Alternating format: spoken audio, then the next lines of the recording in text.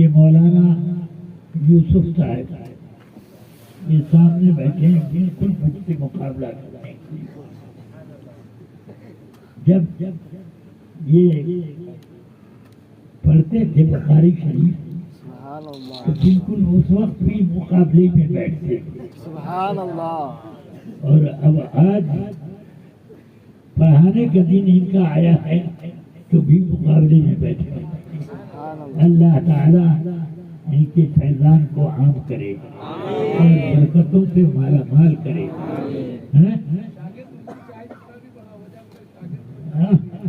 شاگرد رہتا ہے، مگر شاگرد بنانے والا کہتا ہے کہ میں کسی کو شاگرد نہیں بناتا، اپنا دوست بناتا ہوں۔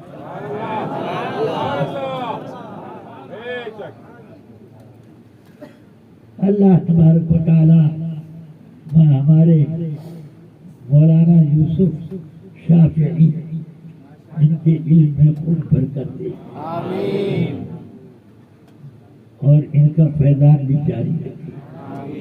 وصلی اللہ تعالی علی النبی الکریم۔ السلام علیکم ورحمۃ اللہ وبرکاتہ۔ بسم اللہ الرحمن الرحیم، نحمدہ ونصلی ونسلم علی رسولہ الکریم وعلی آلہ وصحبہ وجنودہ وجمیع مشائخنا الاختریہ والیائیہ وجمیع المؤمنین والمؤمنات۔ معزز سامعین، اللہ تبارک و تعالی ہم تمام کو مذہب اہل سنت مسلک اعلیٰ حضرت رحمہ اللہ و رحمہم اللہ میں استقامت عطا فرمائیں۔ خاص بات یہ ہے کہ شیخنا المحدث الکبیر علامہ ضیاء المصطفی القادر الامجدی حفظہ اللہ تعالی و طول اللہ عمرہ مع الصحۃ والعافیہ ابھی عنقریب ضیاء السنہ میں ختم بخاری امام اعظم ابو حنیفہ رحمۃ اللہ علیہ ونفعنا بہ کے عروس مبارک کے موقع پر مناقب امام اعظم ابو حنیفہ رحمۃ اللہ علیہ کے تذکرہ کے بعد، ختم بخاری کے بعد، انہوں نے ناچیز کے بارے میں چند کلمات ان کی زبان مبارک سے انہوں نے سنایا۔ حضور محدث کبیر حفظہ اللہ، ان کی زندگی، ان کے اقوال و افعال، ہر معاملہ ہم سب کے لیے اور تمام مؤمنین کے لیے بہت سے نصیحتیں ان کے اقوال و افعال میں موجود ہے۔ شیخنا المحدث الکبیر حفظہ اللہ اپنے اقوال و افعال میں ہم سب کو تاکید اور نصیحت مذہب اہل سنت مسلک اعلیٰ حضرت رحمہ اللہ و رحمہم اللہ میں استقامت کے ساتھ خوف و رجا اس کی ہمیشہ ترغیب دیتے ہیں، یہاں تک کہ ہم کئی سالوں سے تقریباً ناچیز 8ویں جماعت 8ویں کلاس اسکول میں پڑھنے کے زمانے سے لے کر آج تک ناچیز کو 42 سال کی عمر، اب حضور محدث کبیر حفظہ اللہ سے 50 سال کم عمر، تو بہرحال ان کے اقوال و افعال، ان کے نصیحتیں کئی سالوں سے ہم سن رہے ہیں اور ان کے حالات دیکھ رہے ہیں۔ ہر معاملہ ہم سب کے لیے اور تمام مؤمنین کے لیے بہت سے نصیحتیں اس کے اندر موجود ہیں۔ انسان کو خوف و رجا، جب حضور محدث کبیر حفظہ اللہ کی تعریف کی جاتی ہے تو کئی سالوں سے ان کے چہرے مبارکہ کو اس وقت دیکھتے ہیں تو ہمیں معلوم ہوتا ہے کہ حضور محدث کبیر حفظہ اللہ عز و جل سے اس وقت بہت پناہ مانگتے رہتے ہیں، اس کے ساتھ ساتھ تعریفی کلمات سے ناراض بھی ہوتے ہیں۔ یہ سب بزرگوں کی شان ہے، کیونکہ اس امت میں سب سے افضل سیدنا ابوبکر صدیق رضی اللہ تعالی عنہ، ان کی تعریف اگر کی جائے تو فوراً صدیق الاکبر رضی اللہ عنہ دعا فرماتے، اللہم انت اعلم بی منی اللہم انت اعلم بی منی وانا اعلم بنفسی منہم اللہم اجعلنی خیرا مما یحسبون ولا تؤاخذنی بما یقولون فاغفر لی ما لا یعلمون۔ یعنی اے پروردگار، یہ لوگ میری تعریف کر رہے ہیں مگر میرے بارے میں میرے تمام معاملات کو، میری حقیقت کو تو ہی جاننے والا ہے، اور یہ لوگ میری تعریف کر رہے ہیں ان سے زیادہ میرے بارے میں میرے عیوب تمام چیزیں میں جانتا ہوں۔ اس کے بعد فرماتے ہیں اللہم اجعلنی خیرا مما یحسبون، لوگ میرے بارے میں جو گمان کر رہے ہیں اس سے بہتر اے پروردگار مجھے بنا۔ ولا تؤاخذنی بما یقولون فاغفر لی ما لا یعلمون، لوگ جانتے نہیں کہ میرے بارے میں وہ تعریف کر رہے ہیں، یا اللہ مجھے معاف فرما، اور لوگ جو بتا رہے ہیں اس کی وجہ سے مجھے سزا نہ دے۔ سیدنا صدیق الاکبر رضی اللہ عنہ نفعنا بھی جب بھی تعریف سنتے تھے، کوئی آدمی ان کی تعریف کرتا ہے تو فوراً صدیق الاکبر رضی اللہ عنہ اس طرح دعا کرتے تھے جیسا کہ علامہ ابو الفتح بہاء الدین ابوشیح رحمۃ اللہ علیہ المستطرف فی کل فن مستدرف وغیرہ میں فرماتے ہیں۔ اسی طرح امام یافعی رحمۃ اللہ علیہ حاشیہ شمس الایمان میں علامہ شہاب الدین احمد گویشالیات رحمۃ اللہ علیہ اسے نقل بھی فرماتے ہیں۔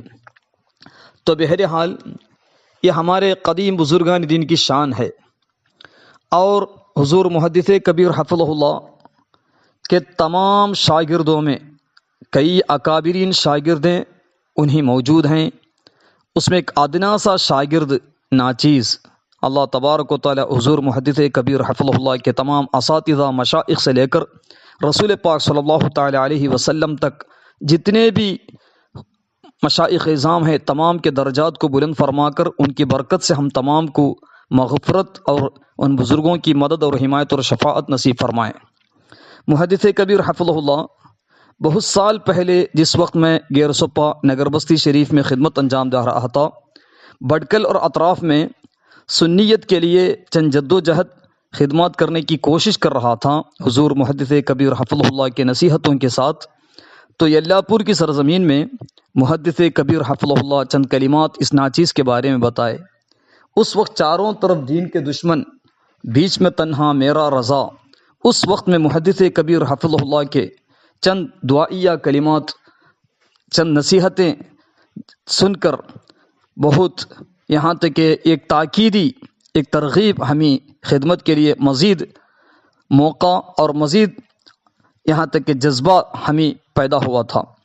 اس کے بعد چند سال پہلے ختم بخاری کے بعد موڑ بدری کی سرزمین میں بھی محدث کبیر حفظہ اللہ یعنی عوام کی مجلسوں میں بھی، عوام بھی جو ساتھ میں رہتے ہیں اس مجلسوں میں ناچیز کے بارے میں بتایا تھا۔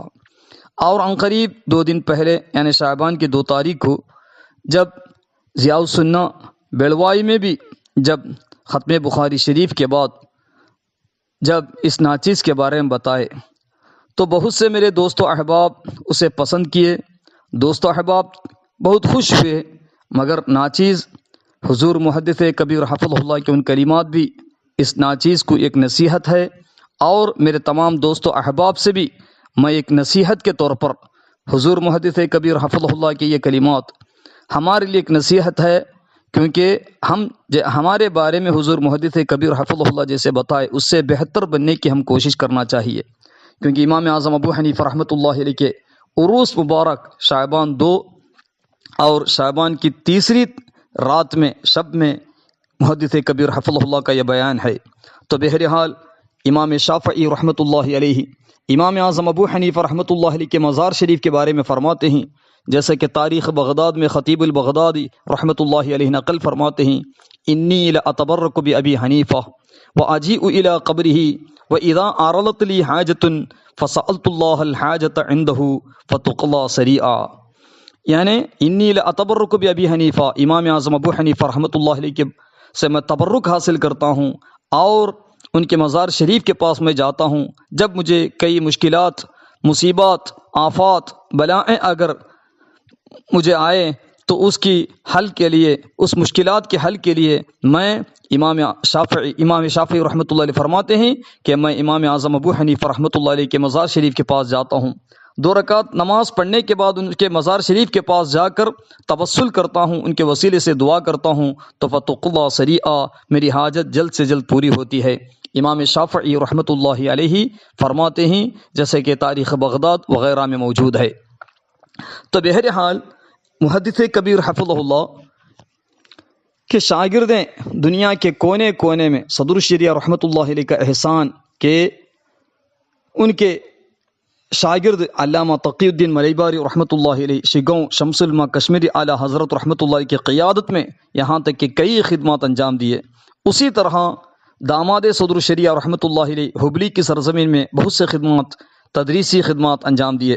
تو بہرحال اسی طرح آج محدث کبیر حفظہ اللہ اور ان کے شہزادے و داماد آج بہت سے دورہ کرتے ہیں۔ محدث کبیر حفظہ اللہ الحمدللہ، اللہ تبارک و تعالی ان کے علم، عمل، عمر اور فیوز و برکات میں مزید خیر و برکتیں عطا فرمائیں۔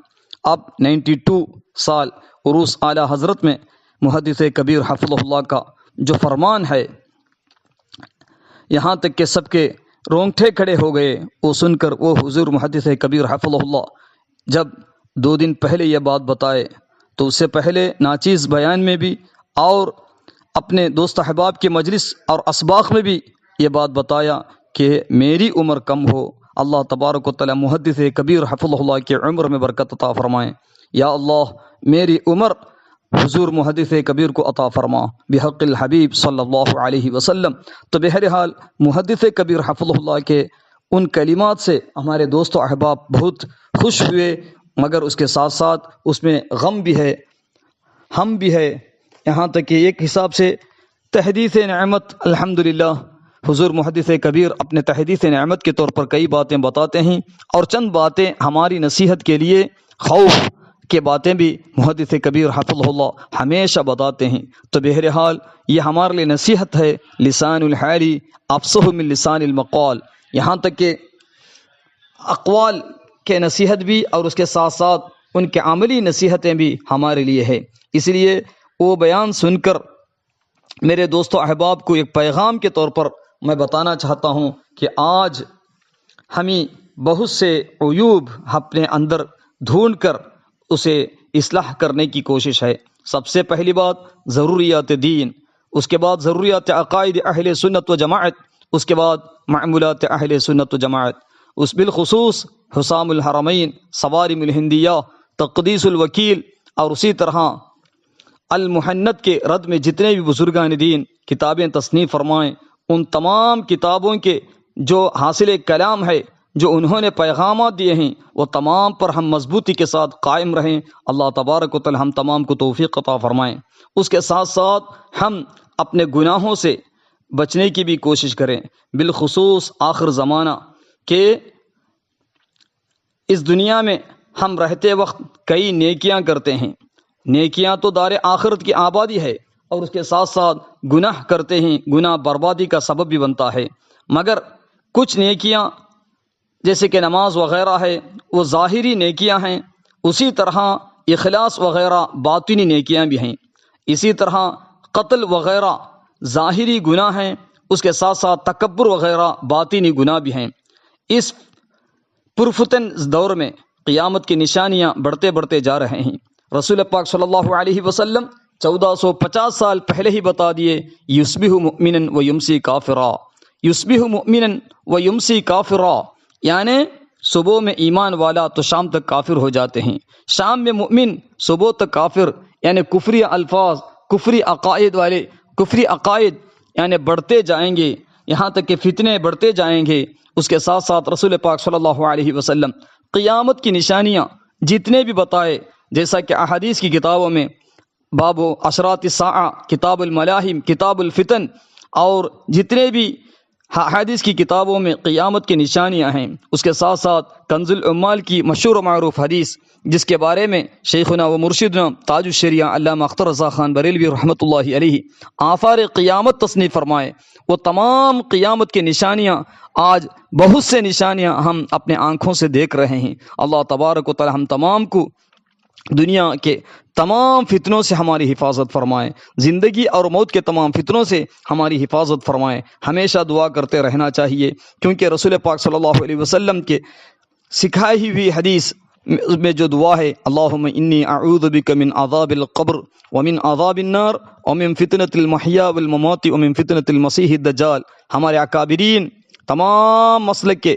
تمام مذاہب اربعہ کے تمام بزرگان دین یہ دعا کثرت سے پڑھتے ہیں۔ بالخصوص شافعیہ حضرات نماز کے تشہد میں یہی دعا درود ابراہیمیہ کے بعد پڑھتے ہیں، کیونکہ یہ دعا بعض علماء واجب فرماتے ہیں اور بعض علماء جو فتویٰ ہے، یعنی یہ دعا تشہد کے بعد اتحیات کے بعد یہ پڑھنا تاکید کے ساتھ سنت ہے۔ اللہم انی اعوذ بک من عذاب القبر ومن عذاب النار ومن فتنة المحیا والممات ومن فتنة المسیح الدجال، اس طرح دعا کرنا۔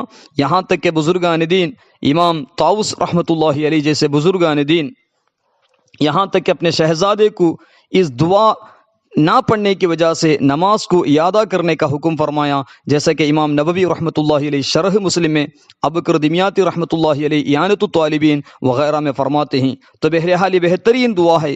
اس دعا میں قبر کے عذاب سے اور جہنم کے عذاب سے پناہ مانگنے کے ساتھ ساتھ دنیا میں یعنی زندگی اور موت کے فتنوں سے بچنے کے لیے بھی دعا کی جا رہی ہے، بہترین دعا، اور دجال کے فتنے سے بچنے کے لیے بھی دعا کی جا رہی ہے۔ یہ حدیث پاک میں جو رسول پاک صلی اللہ علیہ وسلم نے ہمیں سکھایا ہے، یہ مشہور و معروف دعا، اللہ تبارک و تعالیٰ اس دعا کی برکت سے ہم تمام کو تمام فتنوں سے بچنے کی توفیق عطا فرمائیں، تمام فتنوں سے دور رہنے کی ہم تمام کو توفیق عطا فرمائیں۔ تو بہرحال اس پرفتن دور میں آج گناہوں سے بچنے کا ذہین ہی بہت سے لوگوں کو کم ہوتا جا رہا ہے، گناہوں سے بچنے کا ذہین ہی نہیں ہے، بہت ہی کم ہے۔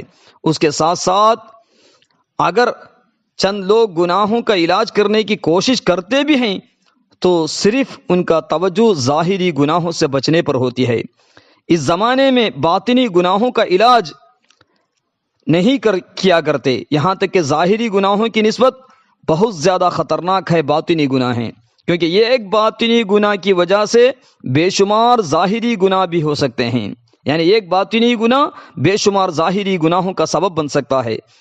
مثال کے طور پر قتل، ظلم، غیبت، چغلی، عیب دری، یہ تمام گناہ جو ظاہری گناہ ہیں، جیسے گناہوں کے پیچھے یہاں تک کہ کینے اور کینے کے پیچھے غصے کا ہاتھ ہوتا ہے، یعنی ہر کا اصل غصہ ہوتا ہے، اسی لیے یہاں پہ باطنی گناہ یعنی غصہ بے شمار ظاہری گناہوں کا سبب بن جاتا ہے، یعنی ظلم کی، غیبت کی، چغلی کی، عیب دری کی، اس طرح کے کئی گناہوں کا سبب بن جاتا ہے۔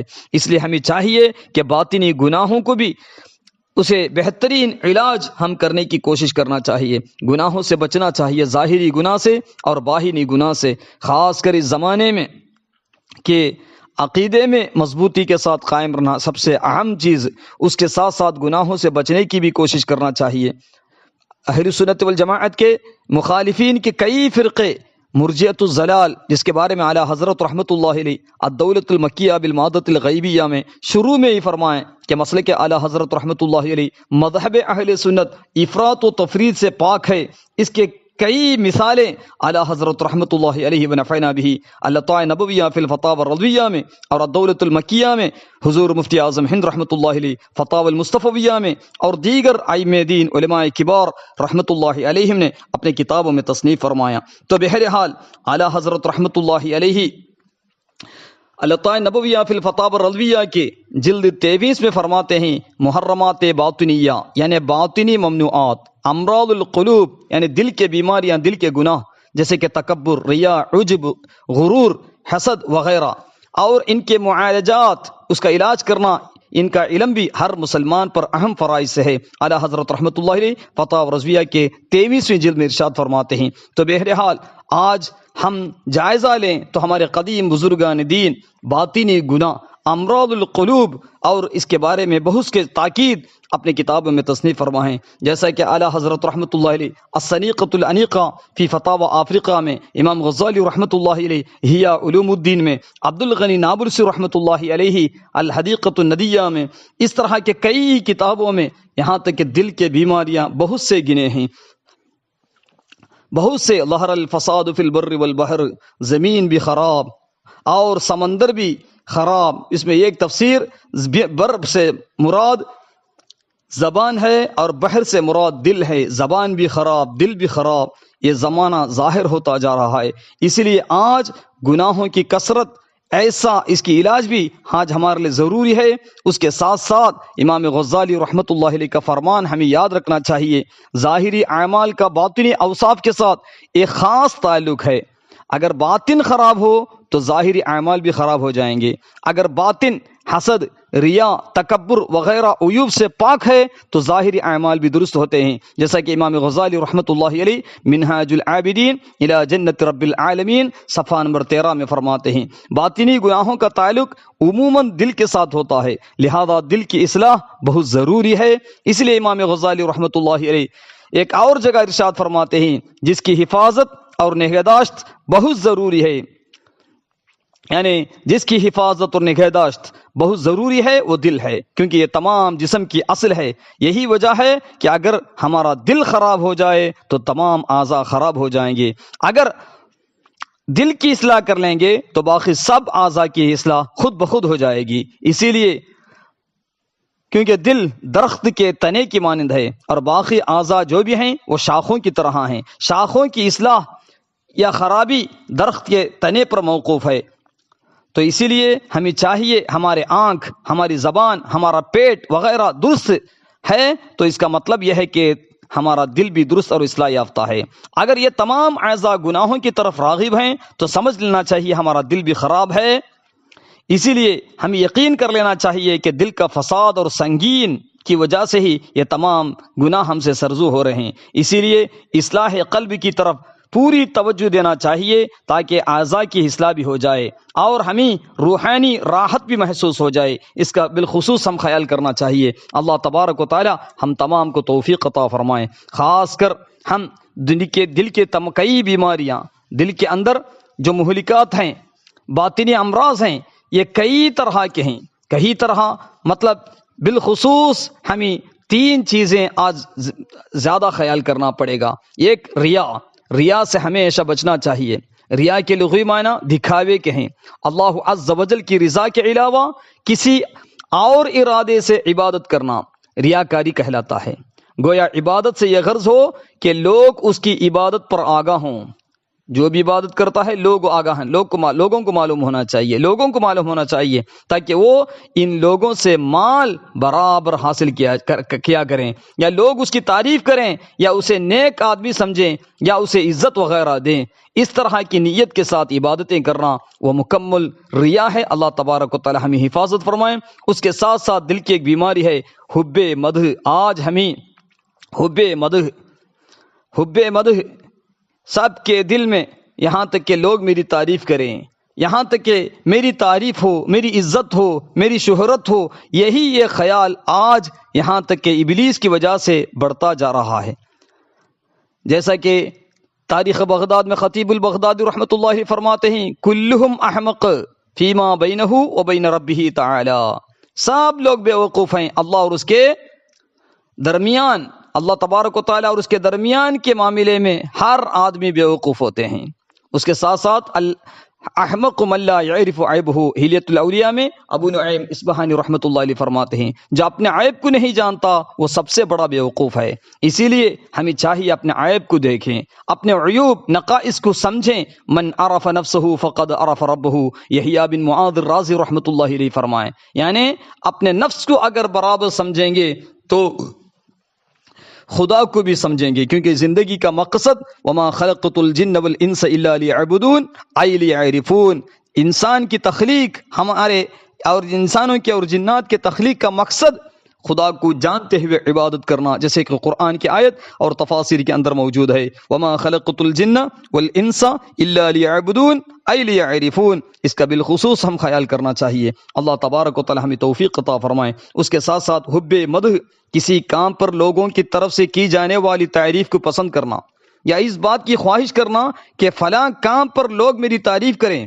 مجھے عزت دے، حب مدح کہلاتا ہے۔ اسی لیے حب مدح آج بڑھتے جا رہا ہے، مگر کسی کے بارے میں ہم بدگمانی نہیں کر سکتے، یہ سب لوگ حب مدح کی خواہش مند ہیں، کیونکہ وہ بھی گناہ ہے، وہ بھی بدگمانی ہے۔ لن المؤمنین خیرا، ایمان والوں کے بارے میں اچھا گمان رکھنا چاہیے۔ اس کے ساتھ ساتھ یہ بھی خیال کرے من قال ہلک الناس فہو اہلکہم، جو کہے کہ لوگ سب ہلاک ہو گئے تو سب سے پہلے وہ بولنے والا اس سے بھی زیادہ سب سے بڑا ہلاک والا ہے، ہلاکت میں پڑنے والا ہے، اسی لیے اس کا بھی خیال کریں۔ حسن ظن رکھنا چاہیے ایمان والوں کے ساتھ۔ اس کے ساتھ ساتھ حب مدح اور حب جاہ اور حب شہرت سے پناہ مانگتے رہنا چاہیے۔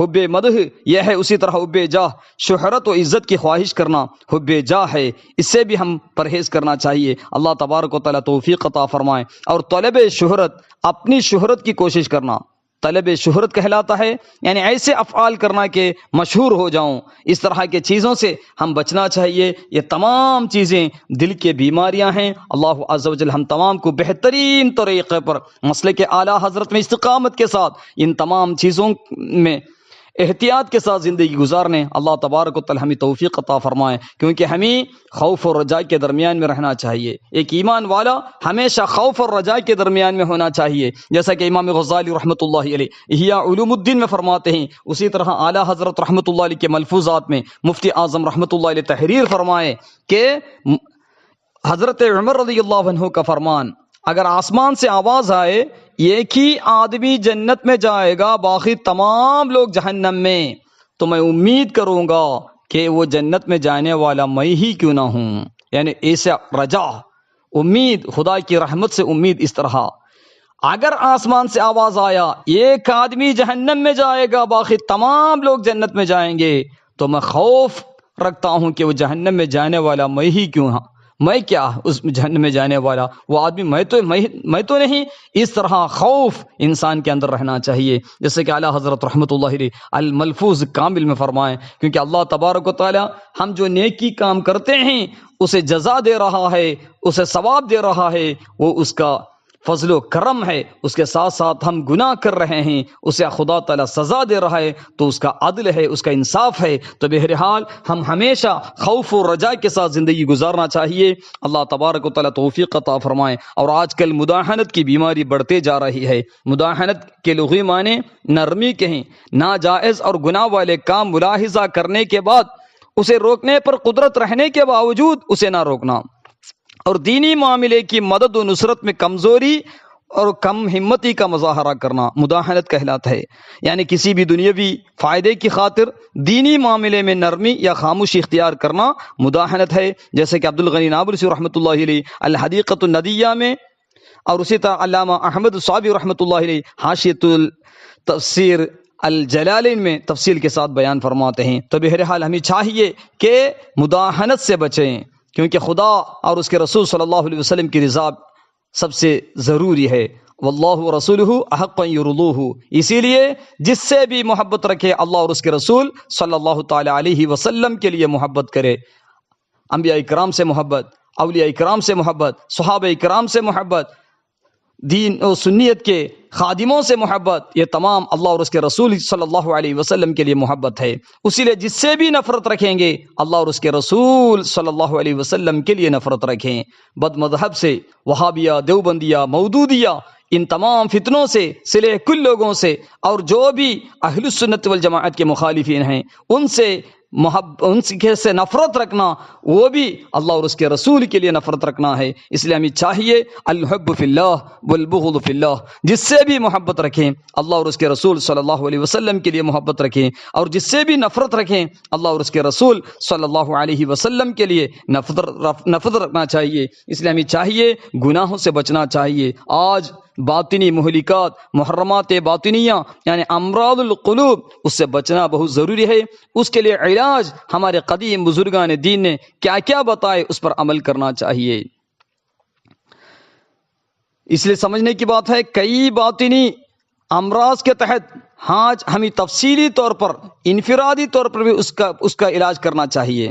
اس کے ساتھ ساتھ اجمالی طور پر باطنی بیماریوں کا بھی علاج کرنا چاہیے۔ اس لیے اجمالی طور پر یہاں پر خصوصی طور پر آپ کے بارگاہ میں عرض کرنا ہے کہ اجمالی علاج یہ ہے کہ 4 چیزوں کا خیال کریں۔ تمام باطنی بیماریوں کے لیے 4 علاج ہم برابر خیال کرنا چاہیے۔ ایک، کامل مرشد کی صحبت اختیار کیجئے، یعنی پیر و مرشد جن عیوب کی نشاندہی کریں ان کے متعلق فکر کریں اور جو علاج و مشائخ اعظام بتاتے ہیں اس پر سختی سے عمل کریں۔ ہمارے مشائخ اعظام اب الحمدللہ حضور محدث کبیر حفظہ اللہ سے کئی لوگ مرید بن گئے۔ اس مرید ہونے کا مقصد کیا ہے؟ بزرگوں کے فیوز و برکات، ان کے برکت سے ہم سنیت میں استقامت رہنا ہے۔ اس کے ساتھ ساتھ امام شاعرانی رحمۃ اللہ علیہ لطائف المنن میں فرماتے ہیں وَمُرَادُ جَمِيعِ أَشْيَاخِ الطَّرِيقَةِ بِتَسْلِيكِهِمُ النَّاسَ أَنْ يُوصِلَ الْمُرِيدَ إِلَى مَقَامِ الْعَمَلِ بِالْإِخْلَاصِ۔ لطائف المنن میں امام شاعرانی رحمۃ اللہ علیہ فرماتے ہیں تمام مشائخ اعظام کا مقصد، طریقت کے تمام مشائخ اعظام کا مقصد لوگوں کو داخل کرنا، اس سے ان کا مقصد ہوتا ہے کہ مرید اخلاص کے ساتھ عمل کے مقام پر پہنچ جائے، یہی مقصد ہوتا ہے۔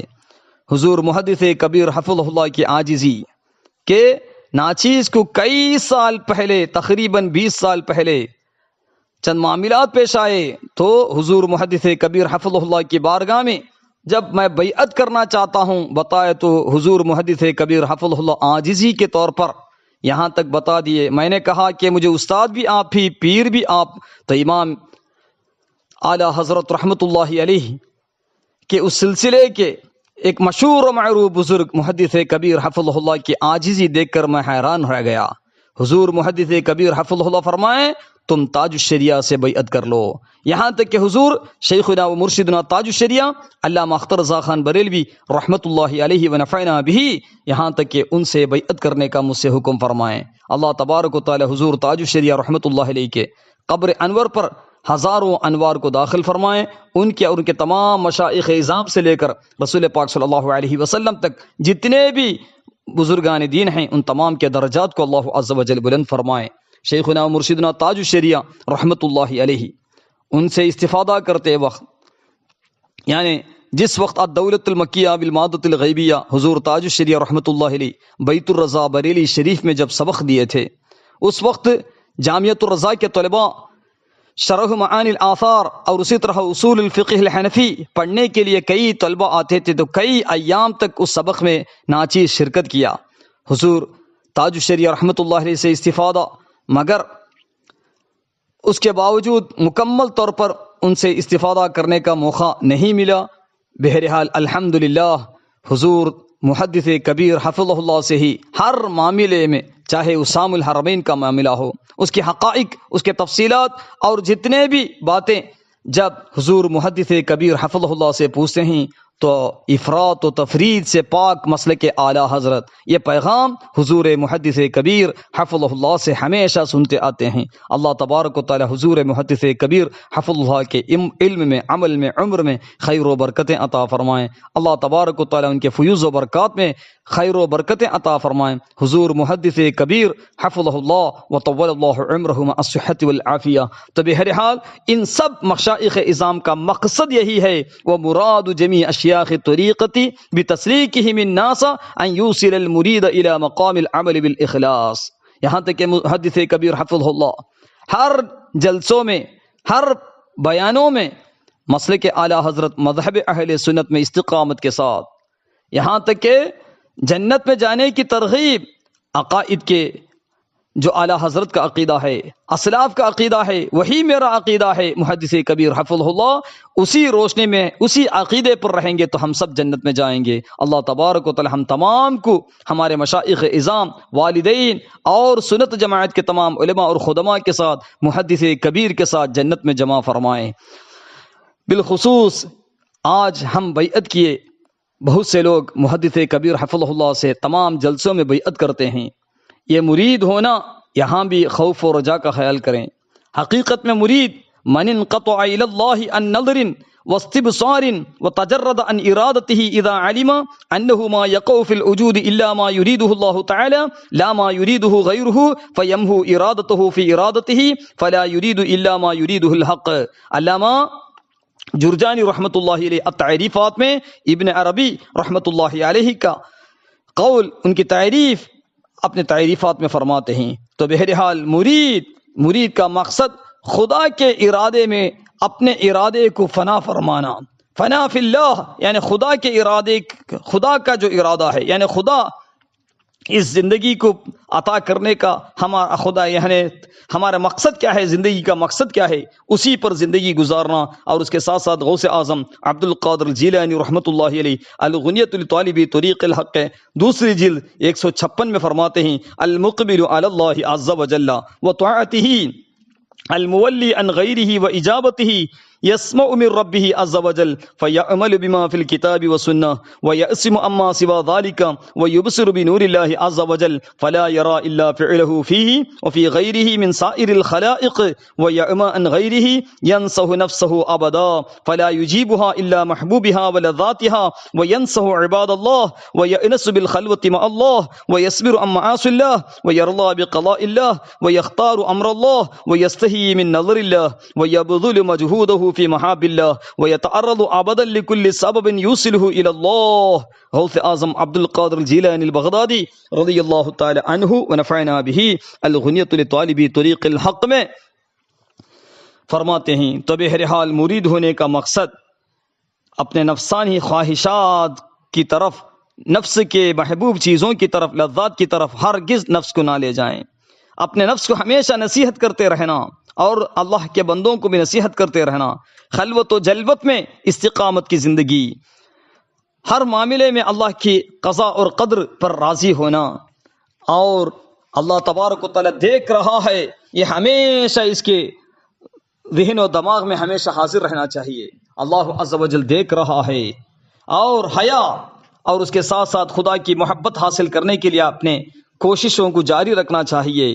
ہر وقت اللہ عز و جل کی طرف پہنچانے والے اسباب کی طرف ہمیشہ جانا چاہیے. یہ تمام چیزیں غوث پاک رضی اللہ عنہ فرماتے ہیں. مگر آج مرید ایک مشابہت کے طور پر من تشبہ بقوم فہو منہم ہم القوم لا یشقی جلیسہم کے طور پر آج ہم برکت کے لیے مرید بن جاتے ہیں. اللہ تبارک و تعالی غوث اعظم رضی اللہ عنہ کا صدقہ ہم تمام کو اللہ عز و جل عطا فرمائیں، تمام مؤمنین کو بھی عطا فرمائیں. لہذا حقیقی طور پر مرید ہی نہیں بن سکے ہم، تو بہرحال اس کا خوف بھی ہمارے اندر رہنا چاہیے. اس کے ساتھ ساتھ تحدیث نعمت کے طور پر خدا کی رحمت کی امید کرتے ہوئے الحمدللہ اس زمانے میں ہمیں ان مشائخ اعظام، مشائخ کبار، اولیاء اعظام کے سند میں حضور محدث کبیر حفظہ اللہ کے توسط سے ہمیں مرید یعنی طالب وغیرہ بننے کی ہمیں توفیق ملی. الحمدللہ علی کل حال. اللہ تبارک و تعالی اس سلسلے کے تمام مشائخ اعظام کے درجات کو بلند فرمائیں. تو بہرحال ہمیں چاہیے کہ ختم بخاری میں یہاں تک کہ حضور محدث کبیر حفظہ اللہ جو حدیث پڑھائے 7563 حدیثیں امام بخاری رحمۃ اللہ علیہ صحیح البخاری میں اس کی آخری حدیث، وہ آخری حدیث کلمتان حبیبتان الی الرحمن خفیفتان علی اللسان ثقیلتان فی المیزان سبحان اللہ وبحمدہ سبحان اللہ العظیم. یعنی دو کلمے ایسے ہیں جو رحمان کو بہت پیارے اور زبان پر بڑے ہلکے پھلکے، یعنی قیامت کے دن ترازو میں بھاری اور وزنی ہوں گے. وہ یہ ہیں سبحان اللہ وبحمدہ سبحان اللہ العظیم. ان کلموں میں سے پہلے کلمے کے بارے میں یعنی سبحان اللہ وبحمدہ، بخاری شریف کی دوسری روایت میں ہے کہ کوئی ان کو 100 بار پڑھ لیں تو اس کے تمام گناہ معاف ہو جائیں گے، خواہ وہ سمندر کے جھاگ کے برابر ہوں. یہ اللہ تعالیٰ کی غیر متناہی رحمت ہے. علامہ ابن حجر اسقلانی رحمۃ اللہ علیہ فتح الباری میں، بدر الدین العینی رحمۃ اللہ علیہ عمدۃ القاری میں اس حدیث کی تشریح میں کئی فوائد بیان فرمائیں.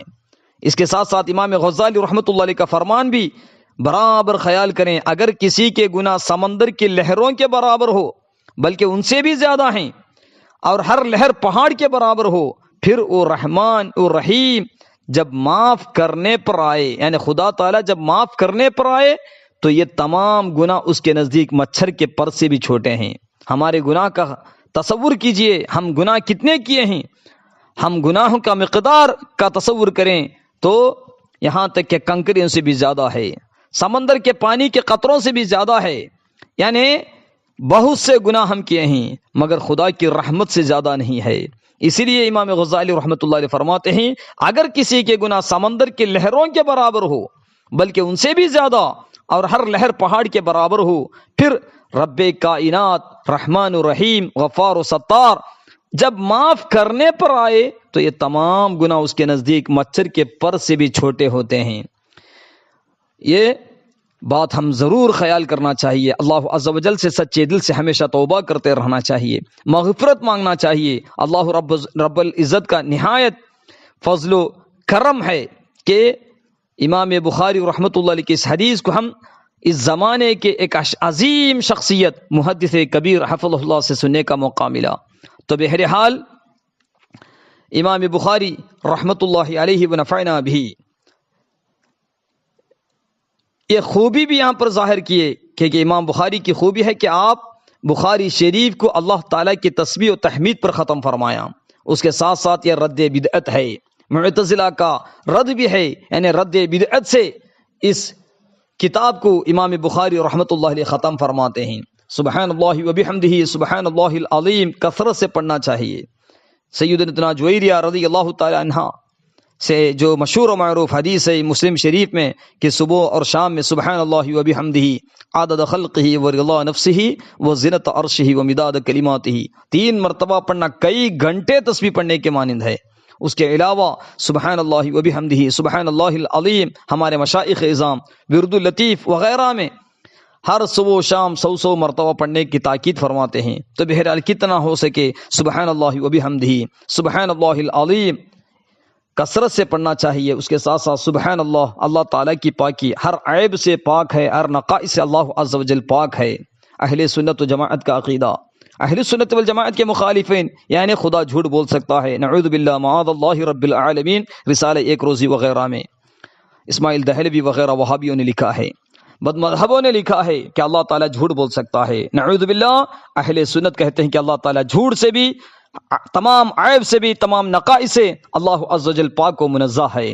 تو بہرحال اللہ تبارک و تعالیٰ امام بخاری رحمۃ اللہ علیہ کی برکت سے کئی ختم بخاری کی مجلسوں میں ہمیں محدث کبیر حفظہ اللہ کے طالب، شاگرد اور سامع ہونے کی توفیق ملی ہے۔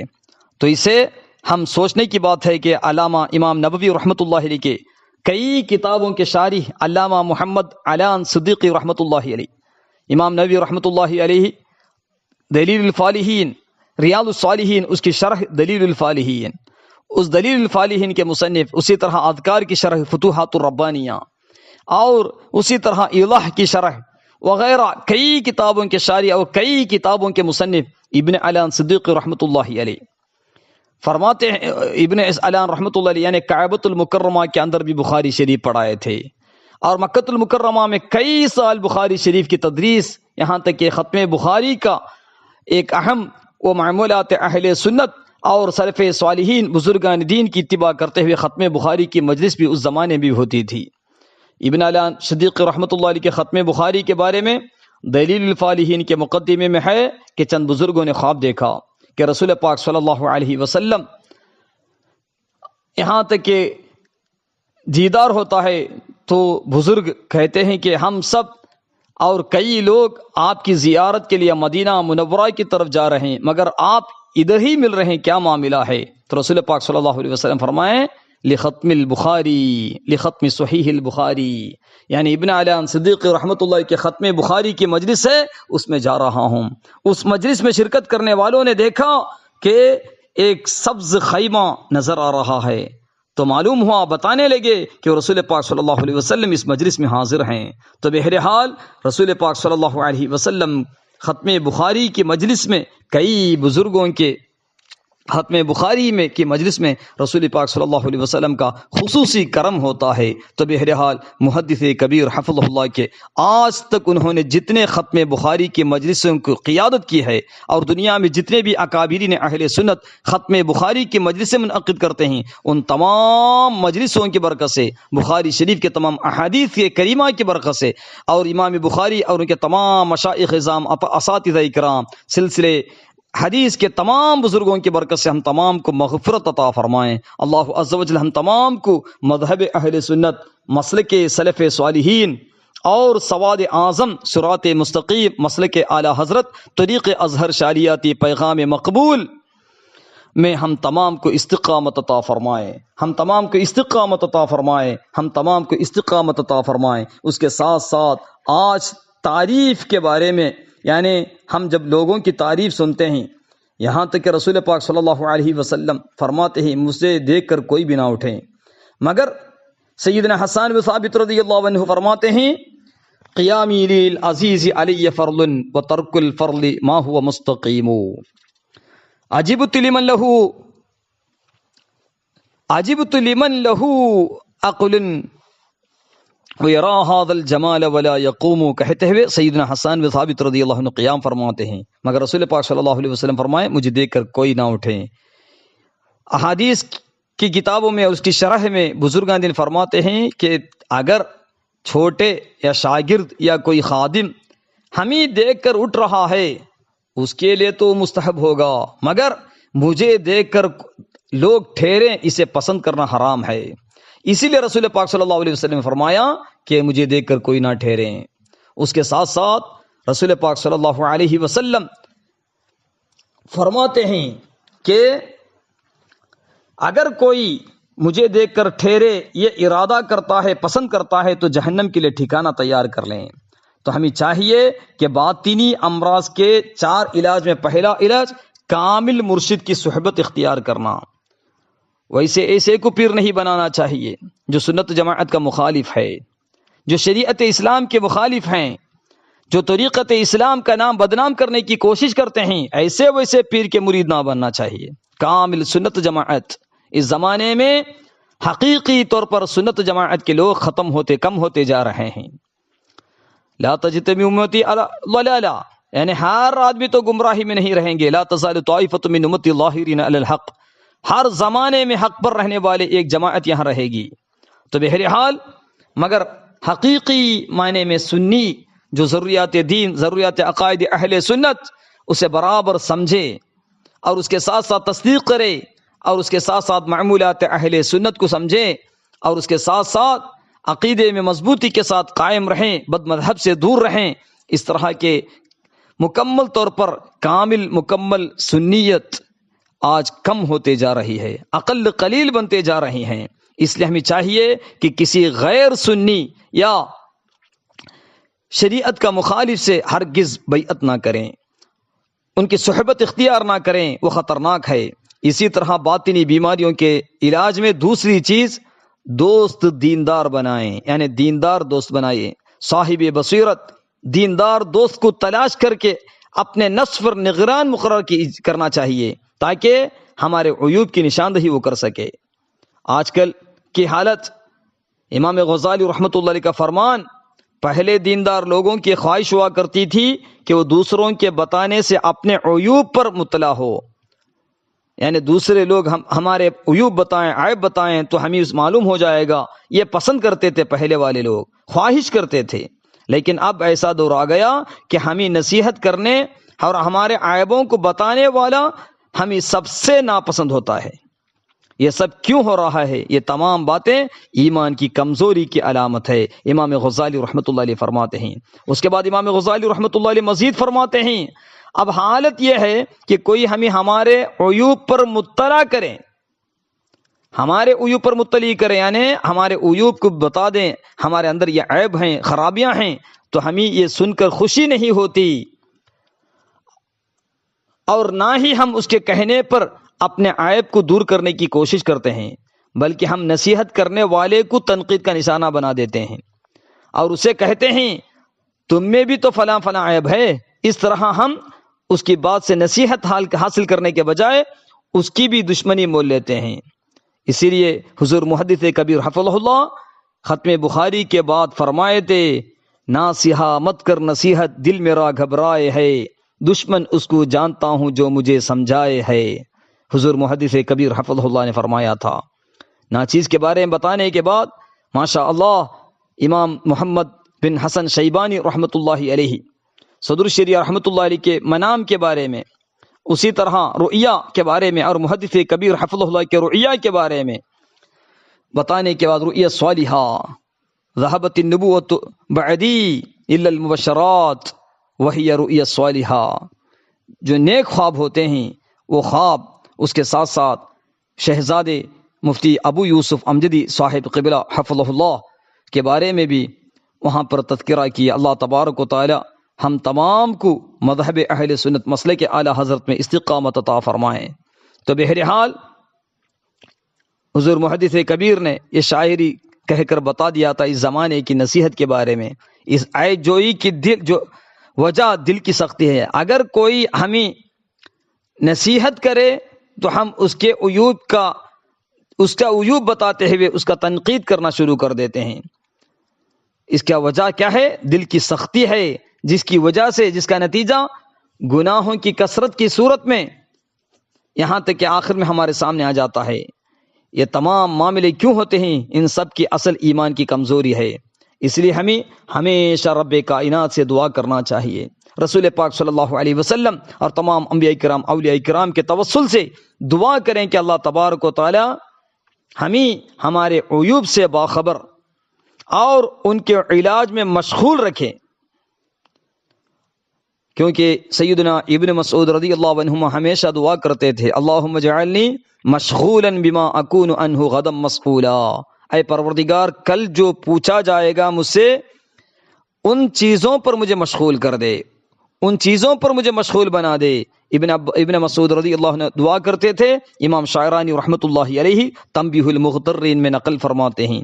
تو لہذا ہمیں چاہیے کہ ہمارے باطنی بیماریوں کو یہاں کے دور کرنے کی کوشش کریں، اور ہمیں کوئی بتائیں ہمارے عیوب کو، ہمارے خرابیاں، اگر کوئی دوست ہمیں بتا رہا ہے تو ان لوگوں کا شکریہ ادا کرنے کی توفیق کے لیے بھی دعا فرمائیں۔ ان لوگوں کا شکریہ ادا کرنا چاہیے کہ ہماری برائیوں پر ہمیں مطلع کر دیے، ان کا شکریہ بھی ادا کرنا چاہیے۔ اس کے ساتھ ساتھ دشمنوں کی زبان سے بھی ہمیں اپنے عیوب کا پتہ لگتا ہے۔ دشمنوں کی زبان سے اپنے عیوب پر مطلع ہو کہ وہ عیوب کی تلاش میں لگے رہتے ہیں۔ دشمن تو ہمیشہ ہمارے عیوب دیکھنے کی کوشش کرتے ہیں، مگر وہ عیوب دیکھ کر جب ہمارے عیوب بتائیں تو اس عیوب کو ہم دور کرنے کی کوشش کرنا چاہیے۔ امام غزالی رحمۃ اللہ علیہ فرماتے ہیں، شاید اسی وجہ سے انسان اکثر تعریف کرنے والے چاپلوس دوستوں جو اس کی خوشامد لگاتے ہیں، ہمیشہ خوش آمدید، مرحبا مرحبا، یعنی میں تیری تعریف تو میری تعریف، میں تیری تعظیم تو میری تعظیم، اس طرح کا اندازہ ہے آج کل۔ اللہ تبارک و تعالی سب کو بھی مغفرت اور مرحمت عطا فرمائیں۔ تو بہرحال جو ہماری تعریف کرتا ہے اس کی ہم خوش آمدید کرنے لگتے ہیں، اس کے عیوب کو چھپا کر رکھتے ہیں۔ اگر عیب نکالنے والے دشمن ہیں تو اس کے مقابلے میں ہم عیب نکالنے والے دشمن سے زیادہ نفع اٹھاتا ہے، مگر انسان فطری طور پر دشمن کو جھوٹا قرار دیتا ہے اور اس کی بات کو حسد پر محمول کرتا ہے۔ جو بھی ہمیں عیوب بتائیں وہ حسد کی وجہ سے کرتا ہے، یہی سوچتے ہیں یہ ہماری دل کی خرابی ہے۔ مگر ہمارے قدیم بزرگان دین، صاحب بصیرت شخص دشمنوں کی باتوں سے ضرور فائدہ اٹھاتا ہے۔ صاحب بصیرت اگر شخص ہے تو دشمنوں کی باتوں سے ضرور فائدہ اٹھاتا ہے، کیونکہ برائیاں لازماً ان کی زبان پر آ جاتی ہیں، جنہیں معلوم کر کے ہم خود اپنے برائیوں کو دور کرنا چاہیے۔ یہ سوچ تھی ہمارے قدیم بزرگان دین میں۔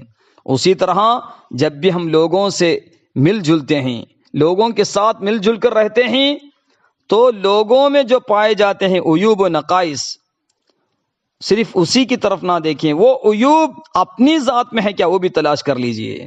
امام غزالی رحمۃ اللہ علیہ فرماتے ہیں، اگر تمام لوگ اسی طرح دوسروں کو دیکھ کر ان میں جو ناپسندیدہ باتیں ہوں ان کو اپنی ذات سے دور کریں تو انہیں کسی ادب سکھانے والے کی ضرورت ہی نہیں رہے گی، جیسے کہ امام غزالی رحمۃ اللہ علیہ احیاء علوم الدین میں فرماتے ہیں۔ تو لہذا دوسروں کے عیوب کو دیکھ کر وہ عیوب میرے اندر ہے کیا یہ سوچنا چاہیے، تاکہ ہماری بہترین زندگی ہو، ہم ایک نیک صالح بنیں۔ اللہ تبارک و تعالی توفیق عطا فرمائیں۔ اس کے ساتھ ساتھ تعریف کو پسند کرنا، تعریف کو پسند کرنا یہ بہت بڑی خطرناک چیز ہے۔ دوسروں کے زبان سے ہماری تعریف کو پسند کرتے رہنا، یعنی میری تعریف ہونا چاہیے، میں مشہور ہونا چاہیے، اس طرح کی سوچ بہت خطرناک چیز ہے۔ ہمارے قدیم بزرگان دین اس کا بالخصوص خیال کرتے تھے۔ بہرحال حب مدح ایک بہت بڑی دل کی بیماری ہے۔ حب مدح کی تعریف جیسے کہ بتایا گیا، کسی کام پر لوگوں کی تعریف سے کی جانے والی تعریف کو پسند کرنا۔ میں کام کیا تو لوگ میری تعریف کریں، اس طرح پسند کرنا، یہ خواہش کرنا کہ فلاں کام پر لوگ میری تعریف کریں، مجھے عزت دیں، حب مدح کہلاتا ہے۔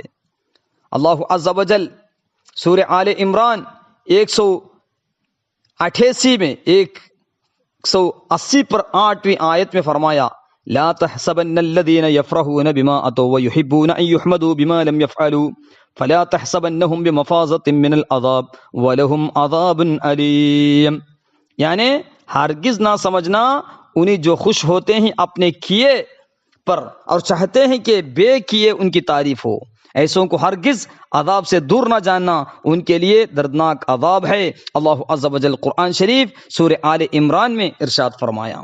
تو اسی لیے حب مدح سے ہمیشہ ہم دور رہنے کی کوشش کرنا چاہیے۔ لوگوں کو دھوکہ دینے والے، گمراہ کرنے پر خوش ہونے والے اور باوجود اس طرح کے نادان ہونے کے باوجود یہ پسند کرتے ہیں کہ انہیں عالم کہا جائے، اس طرح کے لوگوں کے بارے میں ہی آیت نازل ہوا ہے۔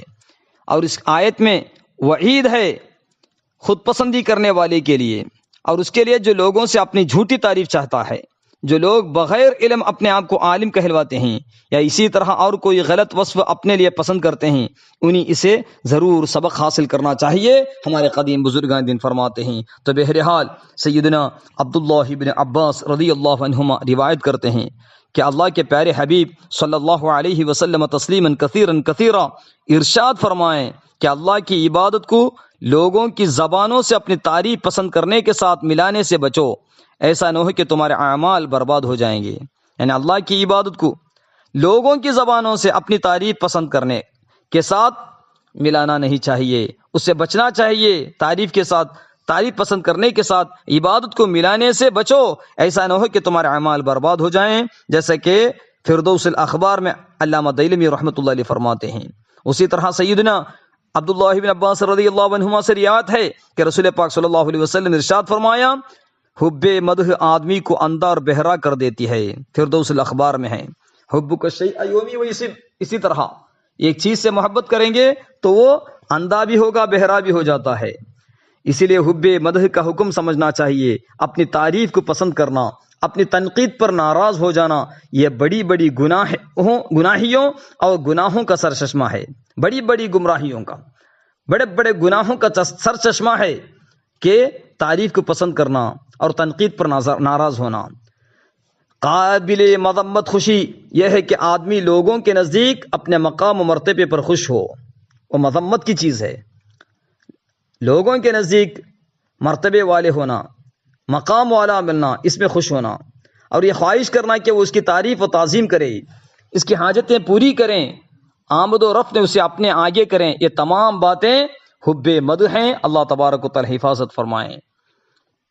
اس لیے اعلیٰ حضرت رحمۃ اللہ علیہ فرماتے ہیں اگر کوئی آدمی اپنی جھوٹی تعریف کو پسند کرتا ہے کہ لوگ ان فضائل سے اس کی تعریف کریں، حقیقت میں اس کی وہ فضیلت و خوبی اس کے اندر نہیں ہے، اس کے باوجود تعریف کو پسند کریں، جب تو صریح حرام قطعی ہے، کیونکہ قرآن میں اللہ عز و جل فرمایا لا تحسبن الذين يفرحون بما اتوا ويحبون ان يحمدوا بما لم يفعلوا فلا تحسبنهم بمفازة من العذاب ولهم عذاب علیم۔ ہرگز نہ سمجھنا انہیں جو خوش ہوتے ہیں اپنے کیے اور چاہتے ہیں کہ بے کیے ان کی تعریف ہو، ایسوں کو ہرگز عذاب سے دور نہ جاننا، ان کے لیے دردناک عذاب ہے۔ ہاں اگر تعریف واقعی ہو تو اگرچہ تعبیل معروف و مشہور کے ساتھ، جیسے کہ عام طور پر القاب کہا جاتا ہے، مقصد کیا ہے؟ اپنے زمانے کے، اپنے شہر کے لوگ جو ہوتے ہیں اس پر یہ خوش نہیں ہونا چاہیے، مگر جب میری تعریف کریں گے تو وہ لوگوں کی تعریف ان کو نفع دینی پہنچائے گی، یعنی تعریف کرنے سے لوگ برابر سنیں گے، سمع قبول سے سنیں گے، جو ان کی نصیحت کی جائے گی تو یہ حقیقت میں حب مدح نہیں بلکہ حب نصح مسلمین ہے و محض ایمان ہے۔ تو بہرحال اعلیٰ حضرت رحمۃ اللہ علیہ فتاوی رضویہ کی 21ویں جلد میں یہ تفصیل کے ساتھ بیان فرماتے ہیں۔ اس لیے ہمیں چاہیے کہ ہمیں حب مدح اور دل سے ہمیشہ تعریف کو پسند کرنے کی خطرناک بیماری کو نکالنے کی کوشش کریں۔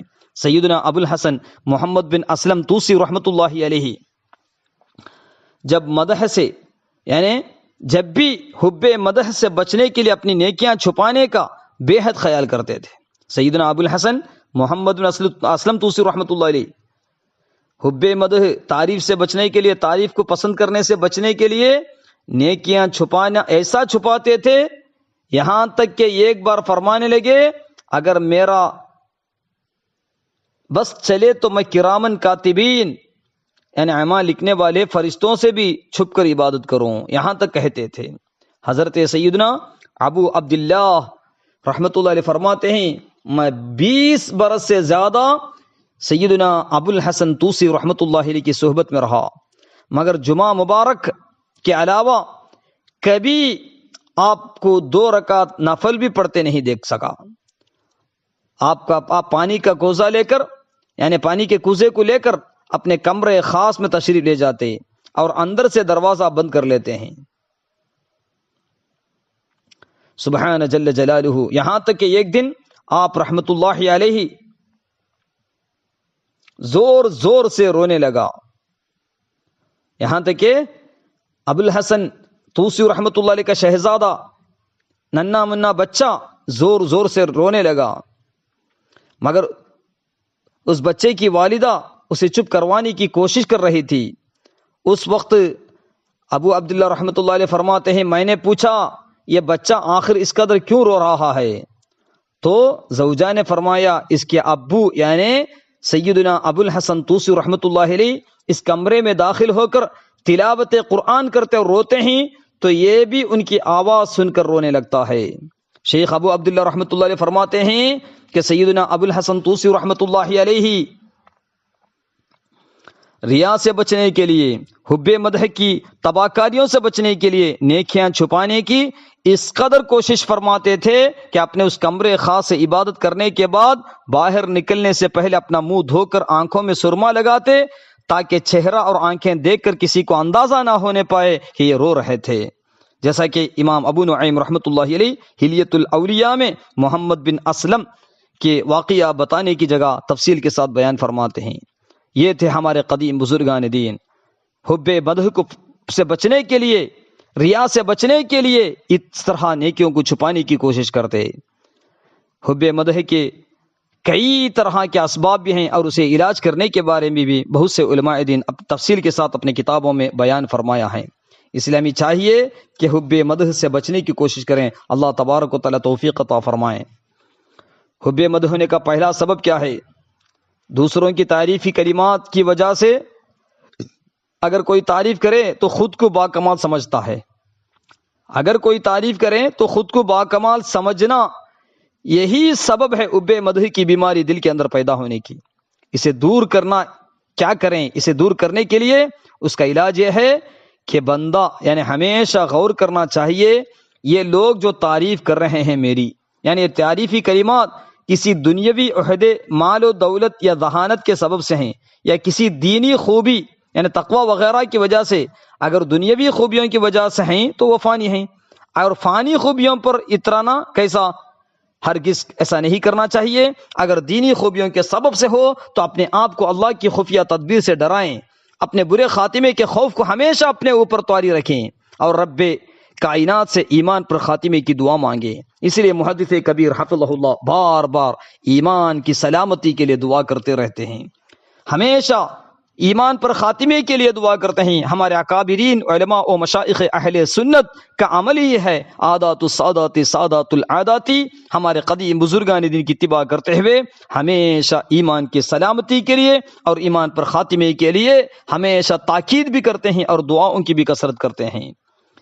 حب مدح پیدا ہونے کا سبب یہ ہے کہ تعریف کے ذریعے دوسروں کو اپنا عقیدت بنانا ہے۔ اگر تعریف کریں گے تو دوسرے لوگ ہمارے عقیدت بن جاتے ہیں۔ اس کا علاج یہ ہے کہ بندہ ہمیشہ سوچنا چاہیے، لوگوں کے دلوں میں مقام بنانے کی خواہش یہ اللہ کی بارگاہ میں مقام گھٹانے کا سبب نہ بن جائے۔ لوگوں کے دلوں میں مقام بنانے کی خواہش مگر اللہ کی بارگاہ میں مقام گھٹانے کا سبب نہ بن جائے، جو بذات خود یقیناً دنیا اور آخرت کی بربادی کا سبب ہے۔ اس کا بالخصوص خیال کرنا چاہیے۔ اللہ اور اس کے رسول کی رضا کے ساتھ دوسروں کی رضائیں قربان کی جائے، ذبح کر دی جائے۔ اللہ اور اس کے رسول صلی اللہ علیہ وسلم کی رضا ہی اہم ہے، واللہ رسولہ احق ان یرضوہ۔ دوسروں کی رضا حاصل کرنے کے لیے دوسروں کے نزدیک اپنا مرتبہ بنانے کے لیے اللہ اور اس کے رسول کے بارگاہ میں مقام ہم گھٹانے کی کوشش نہ کریں۔ اللہ تبارک و تعالیٰ توفیق عطا فرمائیں۔ اسی طرح حب مدح کا تیسرا سبب یہ ہے لوگوں پر اپنی برتری اور رعب و دبدبہ قائم کرنا۔ اسے دور کرنے کا علاج یہ ہے کہ بندہ ہمیشہ غور کرتے رہیں ایسی عارضی برتری اور رعب و دبدبہ جس میں ذرہ برابر پائیداری نہیں کس طرح میری تعریف کا سبب بن سکتی ہے۔ اس طرح سوچنا چاہیے جیسا کہ امام غزالی رحمۃ اللہ علیہ احیاء علوم الدین میں تفصیل کے ساتھ بیان فرماتے ہیں۔ اس لیے ہمیں چاہیے کہ حب مدح اور اسی طرح شہرت و عزت کی خواہش کرنا، حب جاہ کی مذمت کرتے ہوئے امام غزالی رحمۃ اللہ علیہ فرماتے ہیں شہرت کا مقصد لوگوں کے دلوں میں مقام بنانا ہے، یہ خواہش ہر فساد کی جڑ ہے۔ ہمیں چاہیے کہ حب جاہ یعنی شہرت کی خواہش پر قابو پانے کے لیے احادیث مبارکہ میں وارد اس کے نقصانات پر ہمیشہ غور و فکر کرنا چاہیے، جیسا کہ امام غزالی رحمۃ اللہ علیہ احیاء علوم الدین میں کتاب ذم الجاہ والریاء بیان فضیلت الخمول وغیرہ میں فرماتے ہیں۔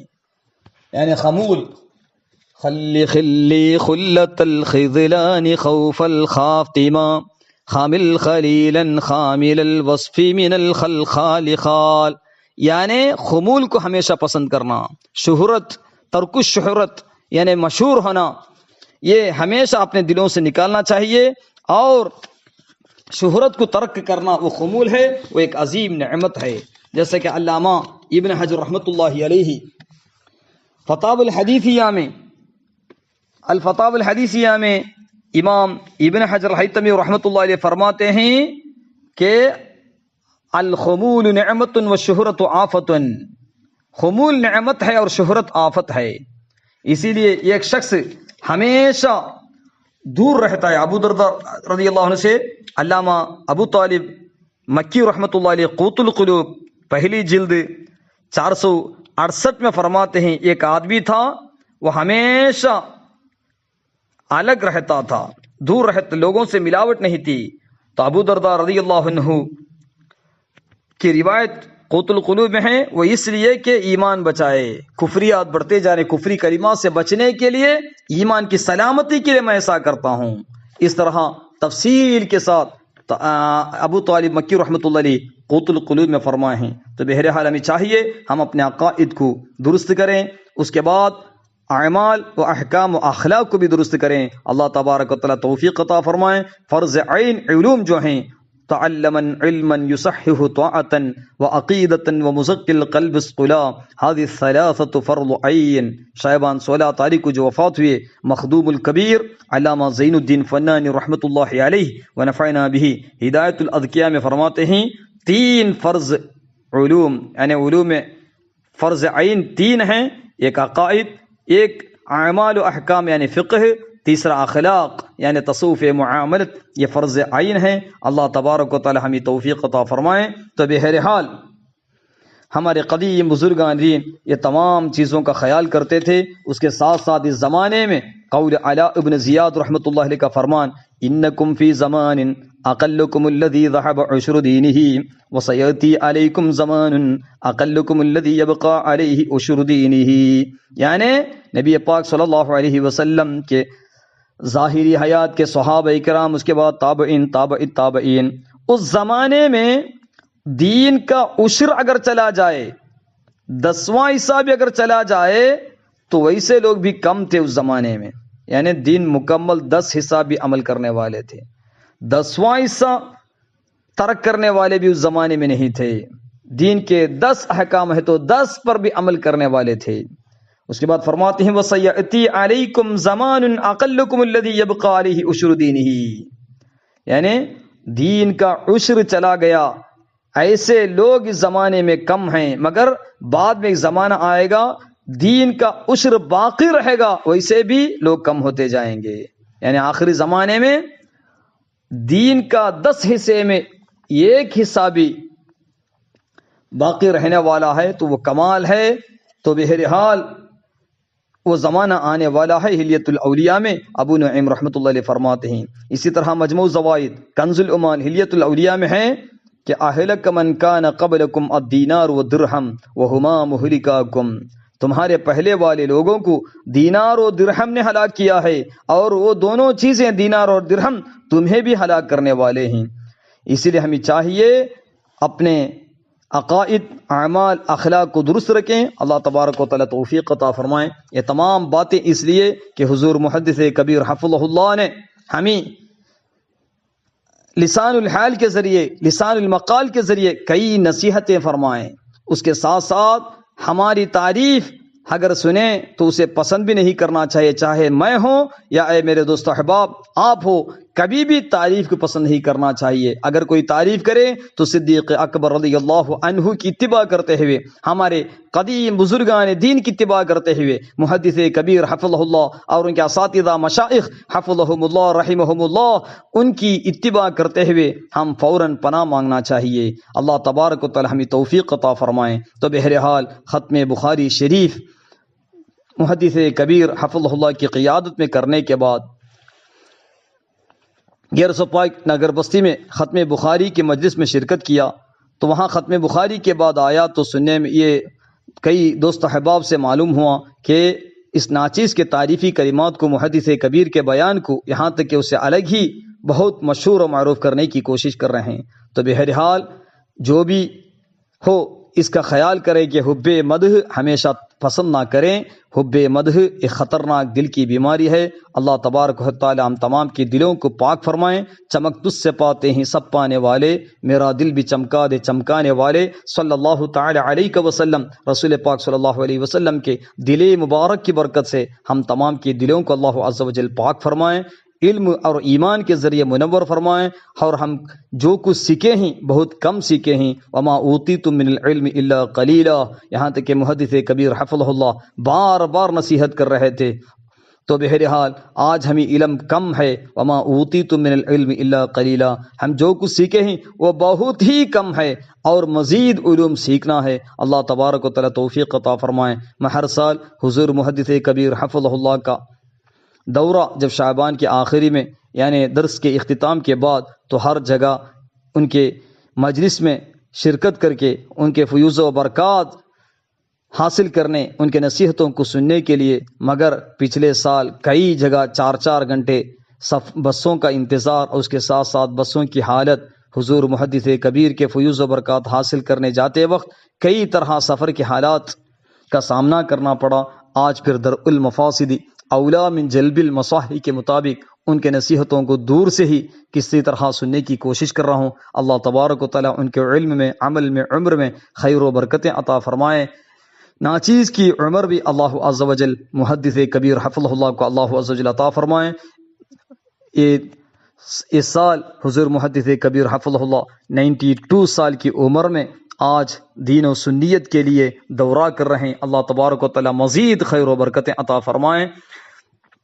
ہماری 42-42 سال میں ہی ہماری حالت طبیعت کے طور پر بھی، اس کے علاوہ آج بس وغیرہ میں، ٹرین وغیرہ میں اور دوسرے سفر میں سب کئی طرح کے یعنی اختلاط کا بہت ڈرنا پڑ رہا ہے۔ خیر جلیس فی الزمان کتاب، اس زمانے میں حضور محدث کبیر حفظہ اللہ اور ان کے مشائخ اعظام کے توسل کرتے ہوئے ان کے پیغامات، ان کے اکابرین اساتذہ و مشائخ کے پیغامات، بالخصوص محدث اعظم بریلوی، محدث بریلوی امام احمد رضا خان فاضل بریلوی رحمۃ اللہ علیہ، اور اسی طرح ان کے خلفاء تلامید کے پیغامات کو اور ان کی کتابوں کو اور اسلاف کی کتابوں کو زیادہ سے زیادہ مطالعہ کرنے کی ہمیں توفیق عطا فرمائیں۔ ہمارے اوقات میں اللہ عز و جل خیر و برکتیں عطا فرمائیں۔ اسی طرح کالپی سادات یعنی سید میر محمد القادری الکالپوی رضی اللہ تعالیٰ عنہ، جن کی ولادت 1006 ہجرہ کالپی شریف میں، جن کی وفات شریف شعبان 6 1071 ہجری میں، یعنی ان کا عروس مبارک شعبان 6 تاریخ کو الحمدللہ اس مجلس میں، ختم بخاری شریف کے اس مبارک مجلس میں محدث کبیر حفظہ اللہ اور خاندان صدر الشریعہ کے ساتھ غیاث ملت سیدنا غیاث الملت حفظہ اللہ، جو کالپی سادات میں سے ایک مشہور و معروف سید ہیں، اللہ تبارک و تعالی ان تمام کے علم میں، عمل میں، عمر میں خیر و برکتیں عطا فرمائیں۔ اور ہانگل شریف کے بھی اور موڈ بیدری کے اطراف کے علماء اہل سنت اللہ تعالیٰ تمام کے علم میں، عمل میں، عمر میں خیر و برکتیں عطا فرمائیں، تمام کو مذہب اہل سنت مسلک اعلی حضرت رحمہ اللہ و رحمہم اللہ میں استقامت عطا فرمائیں، ان کی برکت سے ہمیں بھی اور تمام مؤمنین کو بھی استقامت عطا فرمائیں۔ تو بہرحال سید میر محمد القادری الکالفوی رضی اللہ تعالیٰ عنہ کے والد گرامی ابو سعید الحسینی الترمذی ثم الکالفوی رحمۃ اللہ علیہ، اور ترمذی سادات یعنی سید میر محمد القادری الکالفوی رحمۃ اللہ علیہ کے آبا و اجداد ترمذ شریف سے جالندر آئے، اور جالندر سے ان کے والد گرامی السید ابو سعید الحسینی الترمذی ثم الکالفوی رحمۃ اللہ علیہ کالپی شریف آئے اور کالپی شریف کو اپنا وطن بنائے۔ اس کے بعد وہ دکن طرف وغیرہ نشر و اشاعت وغیرہ کے لیے وہاں سے چلے گئے کالپی شریف میں۔ اس کے بعد سید میر محمد القادری الکالفوی رحمۃ اللہ علیہ کالپی شریف میں یہاں تک کہ اپنی زندگی اور اپنی اسی علاقے کو وطن بنا کر بہترین خدمات انجام دیے۔ انہی کے اولاد ہیں کالپی سادات، اور انہی سے کالپی سادات سے اشرفیہ ہو، رضویہ ہو، مارہرہ برکاتیہ ہو، اور مسولی شریف کے سادات ہو، مشائخ ہو، تمام لوگ یہ کالپی سادات سے ہی فیوز و برکات، بالخصوص سلسلے قادریہ کی بہت نشر و اشاعت ہندوستان کی سرزمین میں سید میر محمد القادری الکالفوی رحمۃ اللہ علیہ کے خلفاء و اولاد کے ذریعے بہت نشر و اشاعت ہندوستان کی سرزمین میں ہوا۔ انہی کے اولاد میں ہیں غیاث ملت حفظہ اللہ تعالی۔ تو بہرحال محدث کبیر حفظہ اللہ اس مجلس میں جب ختم بخاری کے اختتام پر ناچیز کے بارے میں جو بتائے، تو اس وقت عاجزانہ طور پر، تواضع کے طور پر محدث کبیر حفظہ اللہ فرمائیں کہ کچھ باتیں بتاتے وقت ناچیز کے نام کے ساتھ، اس وقت غیاث ملت حفظہ اللہ درمیان میں فرمائے کہ شاگرد تو شاگرد ہی ہوتا ہے، ہمیشہ شاگرد تو شاگرد ہی رہتا ہے۔